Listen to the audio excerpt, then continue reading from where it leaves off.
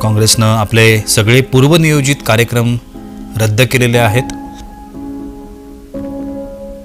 मनमोहन सिंग यांच्या निधनानं राजकीय क्षेत्रामध्ये कधीही भरून न निघणारी एक पोकळी निर्माण झाली. ते नुसते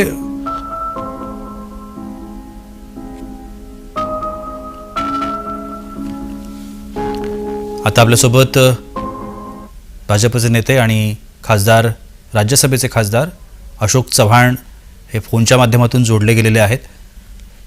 माझा आवाज आपल्यापर्यंत पोहोचतोय चव्हाण सर? देशाचे माजी पंतप्रधान डॉक्टर मनमोहन सिंग यांचं निधन झालंय. आपली पहिली प्रतिक्रिया? मनमोहन सिंग साहेबांच्या निधनाची बातमी नुकतीच कळाली. आम्हा सर्वांना अतिशय दुःख आहे की एक देशाचा कुशल प्रशासक, मितभाषी, अतिशय राजकीय जीवनामध्ये प्रामाणिकपणे कसोटीने त्यांनी काम केलं, अशा प्रकारचे व्यक्तिमत्व मनमोहन सिंग साहेबांचं राहिलेलं आहे. शंकरराव चव्हाण साहेब आणि मनमोहन सिंग साहेबांचे अतिशय जवळचे व्यक्तिगत संबंध राहिलेले आहेत. दोघंही मंत्रिमंडळात, पश्चिम महाराष्ट्राच्या मंत्रिमंडळामध्ये वित्तमंत्री आणि गृहमंत्री अशा प्रकारची जिम्मेदारी दोघांची राहिलेली होती. त्यातून त्यांचे अतिशय मैत्रीपूर्ण असे संबंध राहिलेले आहेत.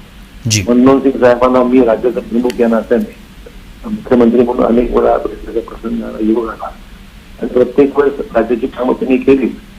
जातीने माझ्या कुटुंबाची, माझ्या आई वडिलांची चौकशी नेहमी करत असत. अशा प्रकारचा प्रेमळ स्वभाव, मितभाषी आणि अतिशय कसोटीने पण तेवढं प्रखर चांगल्या पद्धतीने देशाला प्रगतीच्या मार्गावर नेण्याचं काम त्यांनी त्यांच्या कारकिर्दीमध्ये नक्की केलं.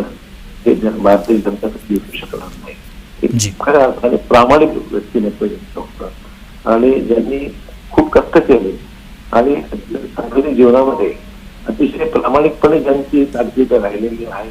कुठलाही त्यांच्या चरित्रावर, त्यांच्या कारकिर्दीवर त्यांचा आधार नाही आहे, विशेष उल्लेखनीय आहे. आणि त्याच्यामुळे आम्ही सर्व आमच्या भावना याकडे व्यक्त करत असताना तीव्र दुःख देशामध्ये त्यांचे जाण्याने देशात एक फार मोठी पोकळी निर्माण झालेली आहे.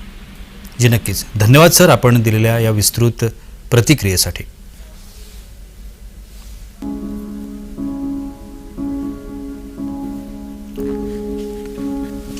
डॉक्टर मनमोहन सिंग यांच्या निधनावरती देशाचे पंतप्रधान नरेंद्र मोदी यांनी ट्विट करत शोक व्यक्त केलाय.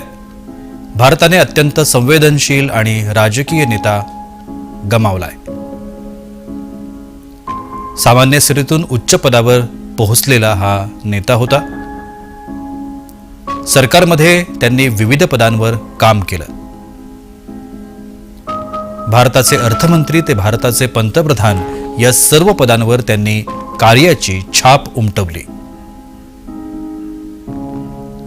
भारतीय जीवनमान उंचावण्यात त्यांचा महत्त्वाचा वाटा होता असंही मोदींनी म्हटलंय.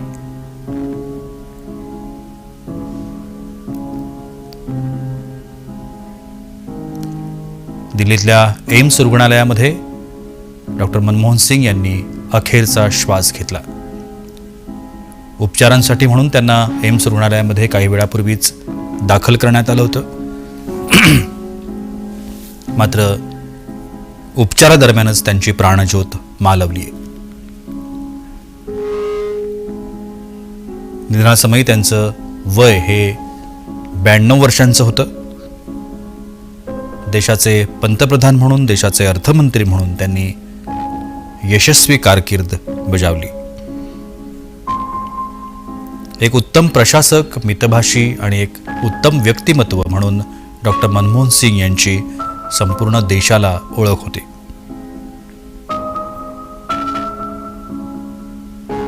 त्यांच्या निधनानं राजकीय क्षेत्रामध्ये कधीही भरून न निघणारी एक पोकळी निर्माण झाल्याची प्रतिक्रिया राज्यसभेचे खासदार अशोक चव्हाण यांनी जय महाराष्ट्रशी बोलताना दिली आहे.